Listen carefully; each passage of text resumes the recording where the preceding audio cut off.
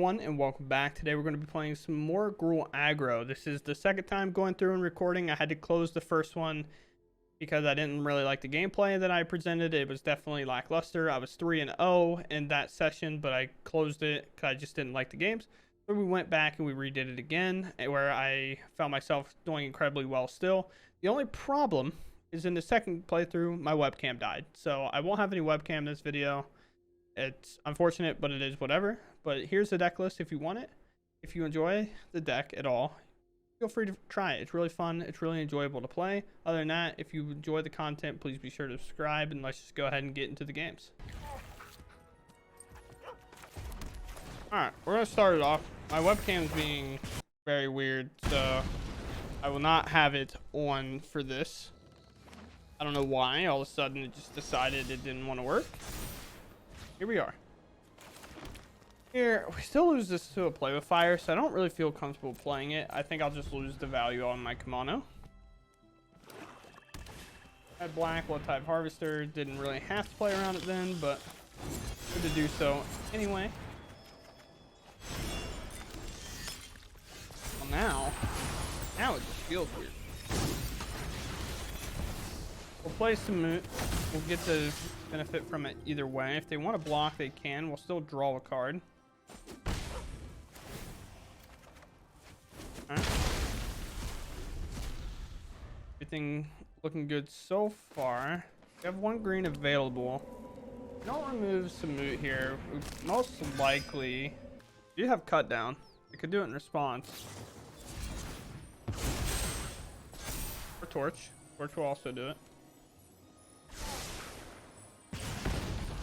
Why they were fine with blocking. Didn't care that much.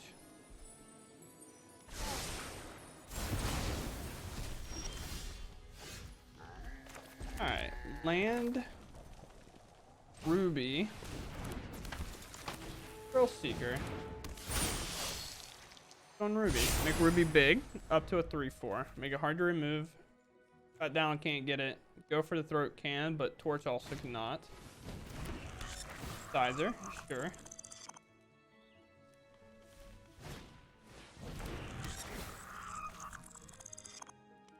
Another torch, but only a black mana available. Now red mana. Forcing Thrill Seeker would make sense.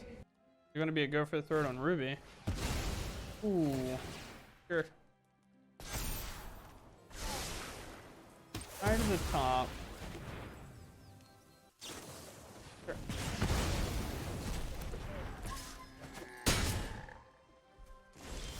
That goes away. They kept on top.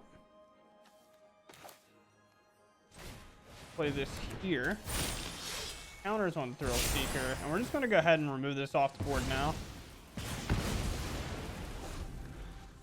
We'll just play our 4 cards to their 3. They do have a synthesizer they can sack here, make a 2/2, get this top card. Hit a land, it comes in tapped. Good hit, nevertheless. All right. Let us play Questing Druid. Followed up by a kimono. Burn. Damage 16-14. They're up and they get to attack. Mana being a little bit awkward and unfriendly right now. We'd like one green source. Pretty much can never draw another land, if at all possible. I like playing Ruby here and holding up the royal treatment, if possible. Ruby gets to come down and is a little bit bigger. Back with this. Nothing. I think holding back the royal treatment makes more sense. Now I'll have an artifact to cycle to all their other nonsense. Which is good. Another land. They're flooding pretty hard. They're not really what they want to be doing, but what they are doing. Block, of course. to swing it no matter what, pretty much. So just go ahead and block it out now. Take our turn. Find another green source. That's incredible. Play green source. Have a green up. Play Thunder Boy.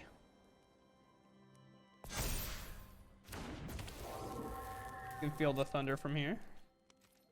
More cringe lines to come in the future. The attack. We don't need Ruby held back. Ruby's going to grow. We'll put a counter on Kamano. Get hit for a ton, and now they're on blocking duty. Only 2 of these can block, and neither can block very efficiently.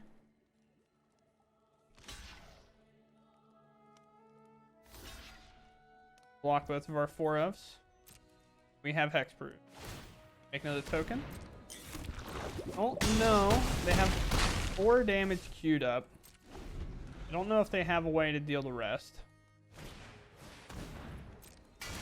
Anvil is now 5. Can attack for this, hit me for 2, sack 2/1, make a token, then die to just us declaring attackers because of how this will work. You go first. We have a pretty solid hand here, and I like it a lot, so we'll keep. We get the Copperline Gorge, play Ruby, and we have the Monstrous Rage to protect it from a cut down, which we won't see here. Because I don't see it, I'm going to go ahead and attack, because Go for the Throat will remove it anyway if this is Esper. It just seems to be blue-white, Sunset Revelry, control. Okay. Maybe not our most ideal matchup, but a matchup we are dealing with anyway. Attack, if it's a double block, I'll go ahead and Monstrous Rage. We'll get the value there. Get both these out of the way. We still get some combat damage through. We get the value, plus if they tap out again, we will cycle the Questing Druid on their end step. Now, realistically, playing this would be perfectly fine. We'll see, though. Looks like this will get hit with a counter spell. Let's say just pass for turn. Okay to this. Mono would be sweet. I think playing Pure Thunder here is better. Already modified, correct? Equipment auras, yeah. So it has an aura on it, so it's already modified. We attack.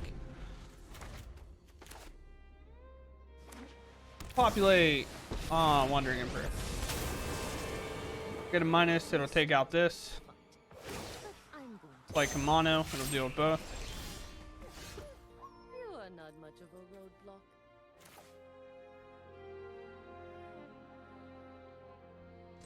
Guess we'll just play another one of these, huh? Attack here. Actually, act like this, I suppose. Get all out. Now we get Sunfall thing. Oh, tap land. Populate now. Memory Deluge. Oh, sweet. We win. We've all been here. Being the aggro deck, staring down the board, and just being like, please don't board wipe, please don't board wipe. So we'll do this. This will also get bigger because of how big Thunder is.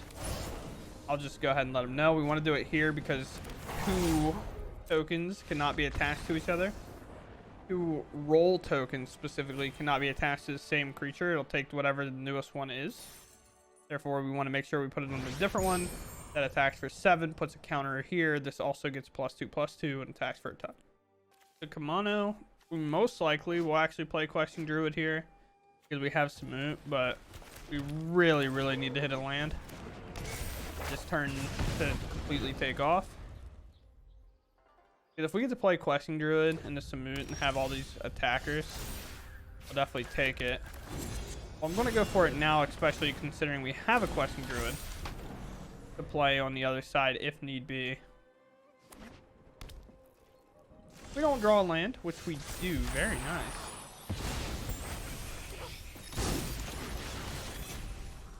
Be or not to be. Counterspell. Rough. Maybe. We just go for the throat.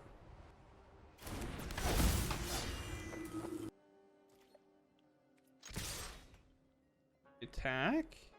Fairy Mastermind or something? Okay. At some point, you can just remove it. Oh, miss land drop from our opponent here.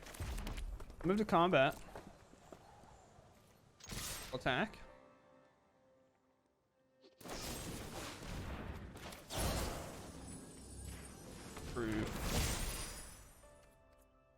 Get that. We could apply this, make this hit for 5. That'd be 5 going to 10. We don't need to take that risk right now. Especially when they're missing land. We'll just push forward this way. Alright, cool. Who goes first? We have Kamano, Druid, Protection, Thrill Seeker, Thunder. I think we'll keep. We just need to run our lands. Less on the runner of lands. This flips. What does it take? Into target opponent reveals their hand. Choose a non-land card from it. So everything. Boo. Play the Scoundrel. This will enter. Will make a treasure. We'll get to respawn before the treasure is made. However, and maybe we can use it to protect. Have haste. Attack. Vicious cycle. Oh, do block. Not worried about to play with fire after, I guess. Guaranteed that we'll play with fire it, but a little surprised, that's for sure. You can take a gander at our hand.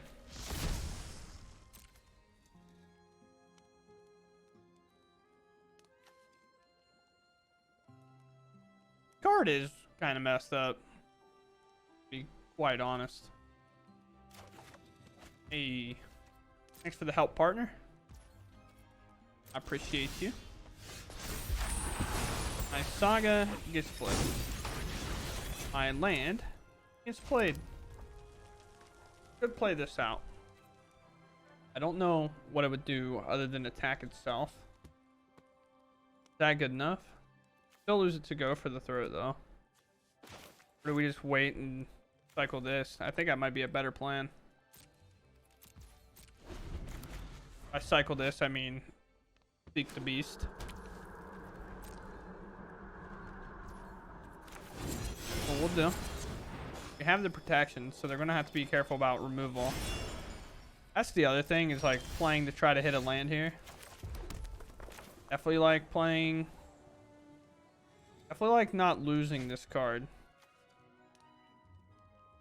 Definitely like playing this almost more. I'm gonna play it. I can attack with this immediately. Plus we have a modified creature, so it's still gonna deal damage. They know we can give it hexproof, and go for the throat. It's the only real removal they can do here. Forced to do so. Cut down isn't going to be relevant now. Okay, here's our 5/5. Block. We're going to untap, play land, meat hook, massacre me. The non-legal standard card. Oh my god, they basically did it. I was not ready, if you couldn't tell. But we drew another one. He's slippery. As soon as one is removed, we replace him with another. It burned down a house again. I will cry. Gunned. I don't.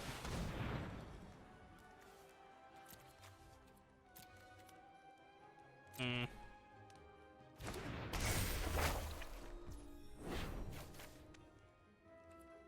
can only get this. They're gonna lose 3 life here. That is something to think about. Oh my golly gee whiz. Are they just dead on their turn? I'm pretty sure they're just dead. So this will get a counter. Why not? We can have both. Then they'll go to their turn and they'll lose 3 life off their own Cruelty of Gix. Nice. I just made a motion towards the camera that hasn't been working, and I'm very upset about it. All right, now that I got more games in, I definitely feel a lot more comfortable talking about this. I have a pretty busy weekend, so I was trying to record quickly, but we recorded 3 games. They were a little bit longer. We won the 3, and I was just going to post that. And going back and watching, I didn't really like the quality of the games, even though we won. I thought I could have played a lot better, so I went ahead and relaunched Arena and recorded again. Like, for example, one of the things I didn't know and I just completely ignored is that role tokens, like the role auras, not more than one can be attached to a creature if you're the controller or the aura. So I definitely made mistakes throughout the games and ended up winning anyway. But it didn't backfire too bad. We relaunched Arena. I went and I recorded the games you just saw. The only thing is my webcam broke midway through, so that's pretty cool. Whether it's just required of a PC restart or something like that, we'll see then. But I went 4-0 after that. So we went 7-0 in the 2 recording sessions. I kind of did of this. And I have a lot more knowledge to kind of share in different play styles that I actually got to do this time around. This card I still am not entirely sold on. It is a 2-mana 3/3 that gets around cut down, but cut down is being played less and less as we move on because Go for the Throat is so much more important, and decks are playing bigger and bigger creatures, and prowess and monstrous rage with the mono red decks outgrow cut down and just get you blown out anyway. So people have kind of moved away from it, and they're playing more Go for the Throat, which is cool to sacrifice to protect our legendary creatures, but this probably could be something else. Outside of that, we got to use Charming Scoundrel this time around and have it be a little bit more effective than what it was in my first recording session. In terms of we played it after we played Kamano, so it came in as a 2-mana 2/2 haster anyway, but we got to make a treasure to play the Thundering Boy a little bit later, which you got to see, whereas I didn't quite have that play in the past play session. The other thing that we got a lot of value out of this time was playing the Royal treatment. Before, it was definitely good, but didn't really matter too much. This time, we definitely benefited from it a lot. However, the deck is very aggressive, very fun, and very fast. I definitely like it a lot more than just playing straight up mono red. As you feel, and when I'm playing this in comparison to mono red, I feel like I'm not just reliant on my top deck a little bit. I definitely get a little bit more draws here. Samut, I cut 2 cards to play this, and I might trim down on this even one more to play more Samut. But it creates such an awkward game dynamic where this attacks with a flip Kamano that turn, and they have to choose to block, especially if you're on the play, the amount of pressure it develops, because it draws 2 cards if both Kamano and Samut hit. Or if you've done something where you play a Scoundrel on 2 and you made a treasure, then play Samut, we have a Monstrous Rage to make sure that they both hit, even if they do block, and then we get to draw 2 cards that way. Other than that, this creature still just tends to be a house every time we played it. It needed to be answered right away, and even when it was, we drew another one because, on Arena we can cheat like that. So definitely a nice play that we found. Outside of that, it's just a value deck that does generate a lot of value, as it will, and I enjoy it, and it's kind of hard to explain how much it feels in comparison to mono red. You just kind of have to play it and see how it does for yourself. Other than that, I hope you all enjoyed. Sorry for no webcam this time around. Maybe you found it relieving not having to look at me scratch my stupid face all day. Other than that, I hope you all enjoyed, and I'll catch you around in the next one. See ya. Bye.